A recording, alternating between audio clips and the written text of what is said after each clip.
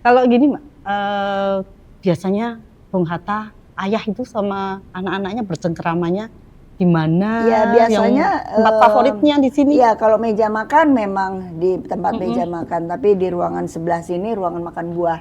Begitu. Oh, ada ruang makan buah. Ruangan makan buah, jadi sambil setelah ngobrol makan, nanti. ngobrol. Setelah itu terus ayah tidur. Kalau pagi, siang, kalau kita selalu makan siang bareng. Jadi makan siang selalu bersama karena ayah kan sudah jadi pensiunan. Ya, Jadi di sebelah itu kantor wakil presiden, tapi sudah tidak lagi, jadi kantor Bung Hatta dengan sekretaris. Nah kalau ayah terima tamu itu adalah di depan, di kantornya, di kamarnya. Di kamarnya. Jadi dari meja makan kemudian kita ke meja makan buah, ruang makan buah, jadi ruang tamu juga. Ya sudah, kemudian kita istirahat setelah itu. Kemudian sore mulai buat PR. Wih, nah waktu Atau ngobrol-ngobrol. mengaji, biasanya seminggu ada 2 kali guru ngaji. Ngajar macam-macam. Les piano juga. Fikih, tajwid, baca. Nah, gitu. selama ngobrol-ngobrol itu Mbak, kan habis makan buah, makan siang, makan buah. Apa sih yang biasanya ayah Bung Hatta Biasanya di itu? meja makan itu kami biasanya menceritakan apa sih keseharian. Dan ibu saya biasa juga bertanya tentang yang terkait dengan apa yang terjadi dengan negara ini gitu. Tapi biasa lebih santai karena ayah nggak mau membebankan urusan negara kepada kita. Cuman kadang-kadang orang suka bertanya sesuatu pada kami dan anak-anak nggak bisa menjawab, kita bertanya sama ayah gitu. Jadi hal-hal yang apa namanya menjadi masalah. Dan saya juga pernah kejadian dapat koperasi 2,5. Saya sekolah Katolik dapat koperasi nilainya 2,5. Jadi gimana saya bilang sama ibu saya, gimana ya mau ngomong di meja makan nggak berani gitu. Nanti ayah bagaimana pendapatnya. Terus akhirnya lucu banget. Terus ibu saya pada satu kesempatan bicara baik-baik sama ayah, ceritakan. Terus akhirnya sore hari ayah duduk di atas ya, lagi baca antara, biasa jam setelah mandi, terus 4:30 ayah baca antara. Itu apa news brief gitu ya, buletin. Kemudian saya dipanggil ke atas. Ayah tidak marah. Ayah tahu saya dapat 2,5, saya udah ngeri karena di sekolah Katolik itu kalau angka jelek itu orang tua mesti tanda tangan. Gitu. Jadi tidak boleh hanya anak itu yang tahu. Jadi saya harus tapi ibu saya lihat ini 2,5, ibu saya nggak berani tanda tangan karena ini udah angkanya jelek, dapat 5 aja jarang, tiba-tiba dapat koperasi kok 2,5 gitu kan. Ya kalau matematik sempat jelek itu masih mending lah gitu ya. Tapi kemudian kalau 2,5 koperasi itu sangat, ibu saya nggak berani. Jadi akhirnya terus sore hari itu saya ke ayah. Terus ayah saya nggak marah, dia orangnya sangat wise kan. Jadi dia nggak penyemprot tuh nggak, dia lihat fakta dulu. Kemudian beliau mengatakan coba ambil buku koperasi kamu. Udah saya ambil buku koperasi, puk. Saya bilang ini pertanyaannya ini saya jawab begini, ini pertanyaan begini saya jawab begini. Ayah ngangguk-ngangguk aja. Ayah nggak kasih komentar, nggak bilang kamu bodoh apa-apa sama. Ayah tidak pernah mengucapkan kalimat yang menyakitkan hati anak tuh nggak pernah. Ya, ayah bilang iya. Saya disuruh turun aja. Terus keesokan lusanya itu ayah, besoknya kan ayah ketemu sekretaris. Terus minta supaya guru koperasi itu datang ke rumah gitu.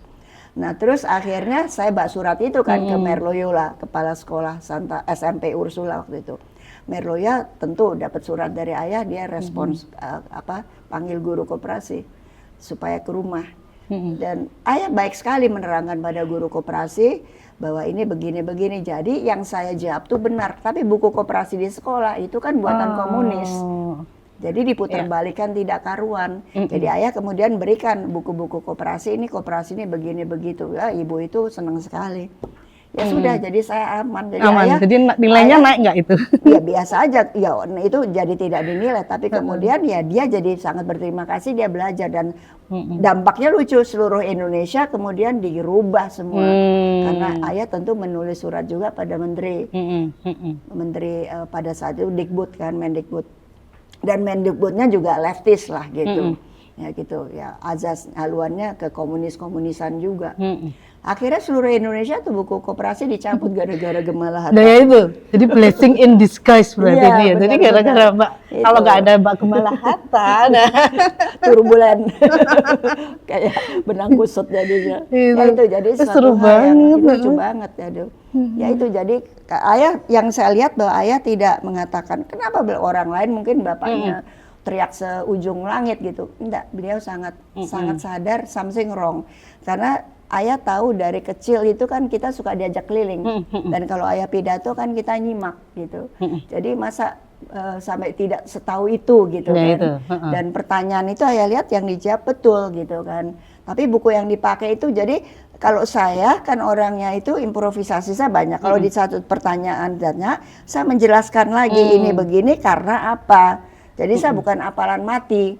Nah di sekolah itu mesti apalan mati. Nah itu kan nggak benar. Apalagi dia sekolah Katolik kan orangnya harusnya tumbuh berpikir yang cerdas gitu. Mau agama apapun lah ya. Critical Kebetulan karena thinking-nya. saya di sekolah Katolik, jadi kreativitas itu kita diajarkan supaya muncul gitu. Jadi ditanyanya ini terus saya berikan alasannya apa gitu. Jadi saya beritahu dan saya tahun 63 kan pernah ke Swedia dan saya pergi ke dan waktu itu saya masih kelas 6 SD, SR dulu istilahnya. Jadi saya ngerti sekali bagaimana saya pergi dari Stockholm, ibu kotanya Swedia, saya pergi ke tempat-tempat yang pusat koperasi ya. Bahkan ke Uppsala juga itu tempat Dag Hammarskjöld bekas sekjen PBB mati terbunuh karena ditembak sebetulnya kapal terbangnya. Kembali dia ke pangkuan tanah kelahirannya di Uppsala. Itu dia orang-orang Swedia. Saya ke situ juga dan koperasinya daerah situ bagus. Jadi saya cerita ini contohnya gini-gini harus koperasi itu juga harus ini itu. Pokoknya sesuatu yang dia nggak tahu tapi saya tahu karena saya menyaksikan sendiri. Nah itu dicoret sama dia. Padahal itu kan penjelasan suatu statement dan itu salah sebagai guru itu harusnya dia belajar dari pandangan. Jadi seorang guru yang baik itu tidak mencoret pendapatnya muridnya terus kasih angka sembarangan aja. Ya akhirnya dia malu juga itu.